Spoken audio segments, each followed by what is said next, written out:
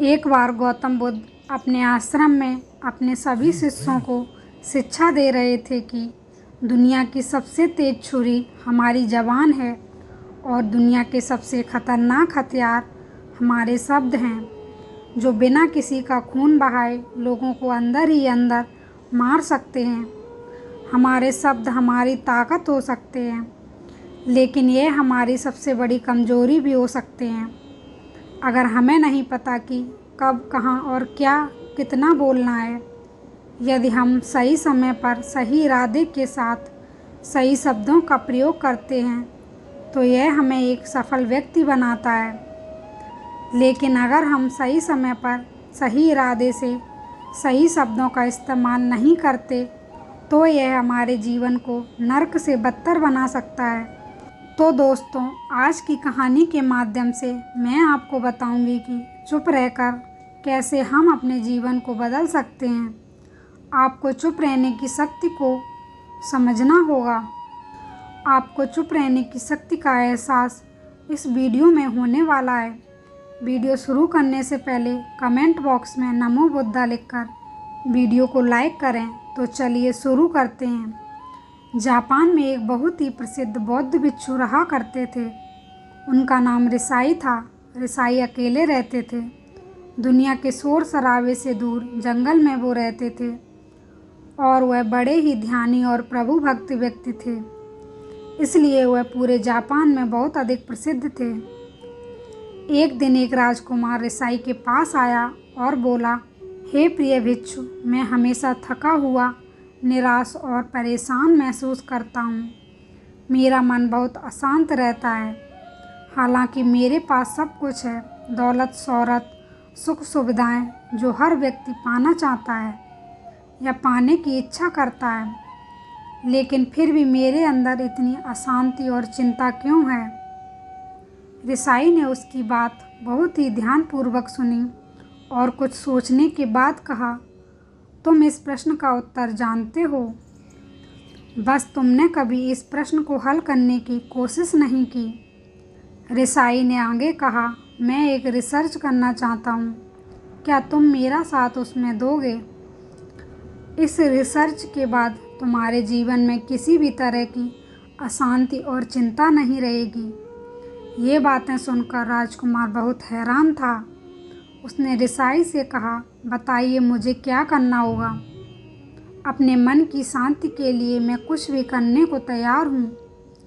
राजकुमार की इन्हीं बातों को सुनकर भिक्षु ने कहा, तो फिर आप अगले 15 दिन के लिए मेरे आश्रम में रहोगे और एक सामान्य व्यक्ति की तरह अपना जीवन व्यतीत करोगे। और इन 15 दिनों में तुम अकेले और चुपचाप रहोगे, जितना हो सके कम बोलोगे। राजकुमार उस भिक्षु की बातें सुनकर सहमत हो गया। पहले दिन राजकुमार को लगा कि उसका मन सामान्य से अधिक अशांत और विचलित है।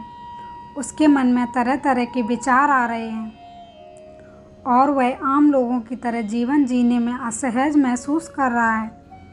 उसे अंदर से बोलने की इच्छा हो रही थी, लेकिन वह चुप रहा। उसके मुंह से एक शब्द भी नहीं निकला, बस वह चुपचाप बैठा रहता। लेकिन रात होते होते उसे अंदर ही अंदर शांति का अनुभव होने लगा। उसके लिए यह अनुभव अजीब था। वह खुद से पूछ रहा था कि वह अंदर ही अंदर इतना खुश क्यों है और उसकी आंतरिक बेचैनी और चिंता कम क्यों होने लगी है। अगले दिन राजकुमार अकेला चुपचाप बैठा रहा और वह प्रकृति को निहार रहा। वह पौधों को, फूलों को, आकाश में उड़ रहे पक्षियों को, वह अपने जीवन में पहली बार यह अद्भुत दृश्य महसूस कर रहा था कि उसके पास कितनी सुंदरता है। वह दिन भर प्रकृति की सुंदरता को निहारता रहता और उसकी ताजगी को महसूस करता रहता। इसी तरह से 10 दिन बीत गए। उसके मन की सारी बेचैनी, सारी हलचल, सारी उथल पुथल और सारा तनाव गायब हो गया। 11वें दिन की सुबह राजकुमार फिर से एकांत में बैठ गया और कुछ ही मिनटों में उसकी आंखें अपने आप बंद हो गईं और वह गहरे ध्यान में चला गया। वह पूरे दिन वहीं पर आंखें बंद करके बैठा रहा और गहरे ध्यान में डूब रहा। ना कोई शब्द, ना कोई चिंता। राजकुमार भीतर से असीम शांति और आनंद से भर गया। राजकुमार अपने बाकी के 4 दिन इसी तरह गहरे ध्यान में व्यतीत करने के बाद 15 दिन बाद ऋषाई के सामने प्रस्तुत हुआ और ऋषाई को प्रणाम करके बोला, प्रिय भिक्षु, मुझे उत्तर मिल गया कि मेरे मन में इतनी उथल पुथल और चिंता क्यों थी। मैं जान गया कि मेरा मन इतना अशांत और विचलित क्यों था। ऋषाई ने मुस्कुराते हुए पूछा, बताओ क्या उत्तर मिला तुम्हें। राजकुमार ने कहा, मैं आवश्यकता से अधिक बातें करता था। मैं किसी पर भी अपने शब्द और ऊर्जा व्यर्थ करता था। मैं दिन भर अपने लोगों से फालतू की बातें करता रहता और फिर उन्हीं के बारे में अकेले में सोचता रहता और ज़्यादातर समय नकारात्मक ही सोचता रहता। इस तरह मैं बस अपना समय बर्बाद कर रहा था। ज़्यादा बोलने और नकारात्मक सोचने की वजह से मेरा मन अशांत और बेचैन हो गया था और इसी की वजह से मैं किसी भी काम को ठीक से नहीं कर पा रहा था, जिसकी वजह से मैं हर काम में असफल होने लगा और फिर इन्हीं लगातार मिलने वाली असफलताओं की वजह से मैं और भी उदास और चिड़चिड़ा हो गया। इन्हीं सभी चीज़ों की वजह से मेरा जीवन नष्ट हो रहा था। लेकिन यहाँ पर बिताए हुए 15 दिन मेरे लिए पूरी तरह से अलग थे। मुझे कुछ अलग ही एहसास यहाँ पर हो रहा था। अब मुझे ऐसा लग रहा है मैं अपना जीवन पूरी तरह से जी रहा हूँ, लेकिन इससे पहले मैं अपना जीवन गलत तरीके से जी रहा था। और मैंने ये भी सीख लिया कि हमें सिर्फ ध्यान करने की ज़रूरत नहीं है। ध्यान अपने आप होता है जब हम इस शांत और मौन होते हैं। ध्यान के पिछले कुछ दिनों के दौरान मैंने जो पहली चीज़ सीखी वह यह है कि मनुष्य के जीवन के सबसे महत्वपूर्ण घटना स्वयं को जानना है। यह सुनकर ऋषाई ने कहा, सिर्फ तुम ही नहीं, दुनिया में ज़्यादातर लोग ज़रूरत से ज़्यादा बोलते हैं। आज भी लोग ज़्यादातर समय केवल एक दूसरे को नीचा दिखाने के लिए ही बोलते हैं। कुछ लोग ना चाहते हुए भी बातें करते हैं और अपना जीवन बर्बाद कर लेते हैं। ऋषाई ने राजकुमार को चुप रहने का महत्व समझाते हुए कहा, एक बार गौतम बुद्ध से उनके शिष्य ने पूछा, प्रिय बुद्ध, आप ज़्यादातर समय चुप क्यों रहते हो। बुद्ध ने कहा, क्योंकि चुप रहने से व्यक्ति अंदर से अनंत शांति की गहराइयों में होता है। मौन अपने भीतर उतरने की पहली सीढ़ी है। मौन के बिना स्वयं को जानना असंभव है। स्वयं को जानने और समझने का पहला नियम यह है कि मौन हो जाओ। उतना ही बोलो जितना अत्यंत आवश्यक हो। बेफजूल की बातें करना छोड़ दो। तुम अचानक पाओगे कि 10% से भी ज़्यादातर लोग व्यर्थ ही ज़्यादा बोलकर अपना समय बर्बाद कर रहे हैं। ना बोलने का कोई भी नुकसान नहीं है, लेकिन यदि आप ज़्यादा बोलते हैं तो आप अत्यधिक गलती कर रहे हैं। अगर व्यक्ति कम बोलना शुरू कर दे तो दुनिया की 10% मुसीबतें कम हो जाएंगी, झगड़े फसाद कम हो जाएंगे, उपद्रव कम हो जाएंगे, अदालतें कम हो जाएंगी। अगर थोड़ा लोग चुप रहना सीख लिए, संसार की बहुत सारी समस्याएं हैं। बहुत सारा उपद्रव सिर्फ बोलने से ही पैदा होता है। सारी बातें मौन सीखने की हैं। जब तुम नहीं बोलते तब तुम एकांत में अकेले हो गए, भरे बाजार में भीड़ में खड़े हो नहीं बोलते। हिमालय के शिखर में पहुंच गए। जिसने मौन की कला जान ली वो भीड़ में भी अकेले होने की कला जान लेता है। वो अपने भीतर ही डुबकी लगाने लगता है। एकांत में तो आदमी स्वर्ग में है। दूसरे की उपस्थिति ही बेचैनी पैदा कर। पहले तुम्हें चुप रहने की शक्ति को धारण करना होगा। इससे तुम अधिकतर ऊर्जा को बचा लोगे और फिर इस स्थिति में पहुंच जाओगे कि तुम कम बोलने लगोगे। अगर तुम किसी के यहाँ पर जा रहे हो और परेशान हो जाओ तो ऐसे में उचित है कि आंखें बंद कर लो और अपने में खो जाओ।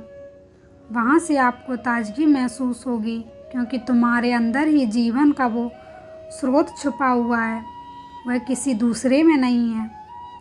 इसके बाद राजकुमार उस ऋषि से पूछते हैं, आखिर कौन हमें अपने अंदर तक ले जाएगा?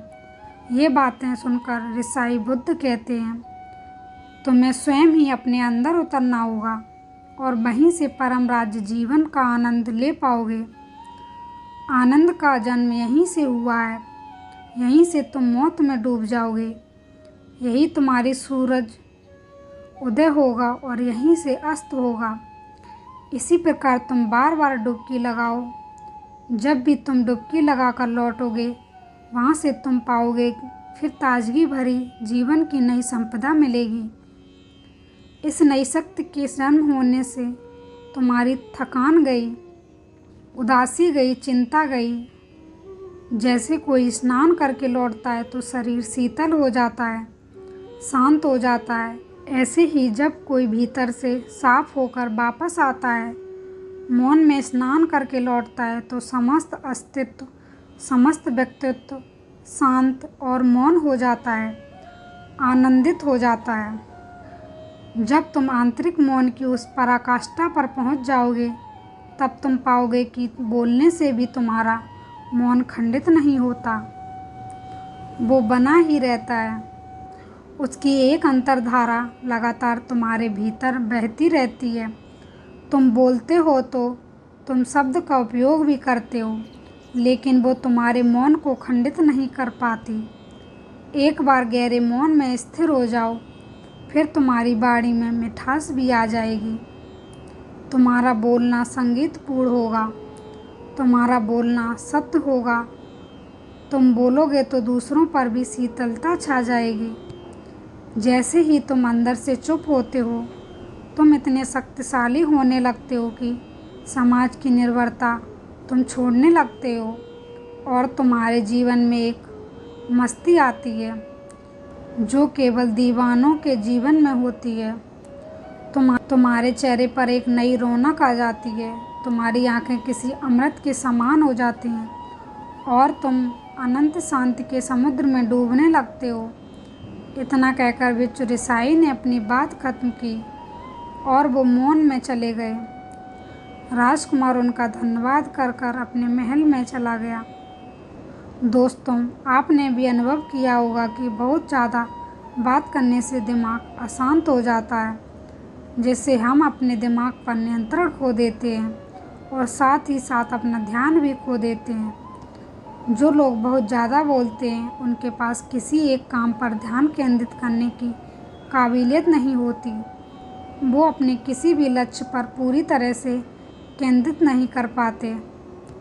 अगर हमारा दिमाग एक जगह केंद्रित नहीं है, तो हम जीवन की सच्चाई नहीं समझ पाते और ना ही मनचाही सफलता कभी हासिल कर पाएंगे। इसके अलावा भी आपने देखा होगा कि जो लोग अधिक बोलते हैं वो अक्सर लोगों के बीच हंसी का पात्र बन जाते हैं, और जो लोग कम बोलते हैं और अपनी बात पर कायम रहते हैं, उन्हें लोगों से सम्मान मिलता है। लोग उनकी बातों को सुनते हैं और उन पर भरोसा भी करते हैं। जो लोग ज़रूरत से अधिक बोलते हैं और अपने विचारों के बारे में पक्के नहीं होते, उनका दिमाग स्थिर और विचलित रहता है, शोर से भरा रहता है, और एक अशांत दिमाग वाला व्यक्ति जीवन में किसी भी चीज़ में सफल नहीं हो पाता, क्योंकि वह किसी भी काम में फोकस नहीं कर पाता। यदि किसी व्यक्ति को यह पता है कि उसे कब, कहाँ और क्या बोलना है, तो वह व्यक्ति सच में बहुत बुद्धिमान है। ऐसा व्यक्ति जहाँ भी जाता है उसका व्यक्तित्व आकर्षण का केंद्र बन जाता है और वह जो कुछ भी करता है उसमें सफल अवश्य होता है। अगर हम किसी महान और सफल व्यक्ति के व्यक्तित्व को गहराई से देखेंगे तो पाएंगे कि वो कम बोलते हैं और कम से कम शब्दों में अपनी बात खत्म कर देते हैं। वो बोलने से पहले वो चीज़ें और जिसके बारे में उसे बोलना है उनके बारे में गहराई से सोचते हैं। लेकिन जो लोग बहुत ज़्यादा बोलते हैं, बहुत बार वो झूठ भी बोलते हैं और अपनी बातों से दूसरों के मन और विचार पर कचरा भर देते हैं। वह ज़्यादातर समय दूसरों की बुराई करते हैं, इसलिए उनके अपने भी उनसे नफरत करने लगते हैं और उनसे बचने की कोशिश करते हैं। हमारे भारतीय उपनिषदों में कहा गया है कि हमारे शब्द वास्तविक ब्रह्म शक्ति हैं। मौन से धैर्य आता है, धैर्य से ध्यान, और ध्यान से हम अपने जीवन के बारे में जागरूक हो जाते हैं। इसलिए अगर हम ज़्यादा बात करते हैं तो हम मौन को खो देते हैं, जो मन की शांति का पहला स्तंभ है। दोस्तों, आज से हम भी चुप रहने का अभ्यास करेंगे। आज से हम भी वही बोलेंगे जो ज़रूरी है। हम कोशिश करेंगे कि कम से कम शब्दों में अपनी बात ख़त्म करें, और हो सके तो कोशिश करें कि रोज़ कम से कम 30 मिनट एकांत में चुपचाप बैठेंगे। मुझे पूरा विश्वास है इससे हम सबके अंदर एक सकारात्मक बदलाव ज़रूर आएगा। इसी के साथ हम इस वीडियो को समाप्त करते हैं। तो दोस्तों, उम्मीद करती हूँ कि आपको इस कहानी से एक अच्छी सीख मिली होगी। यह कहानी आपको कैसी लगी हमें कमेंट बॉक्स में बताएं। साथ ही इस कहानी को अपने दोस्तों के साथ शेयर ज़रूर करें ताकि उन्हें भी इस कहानी से कुछ सीखने को मिले।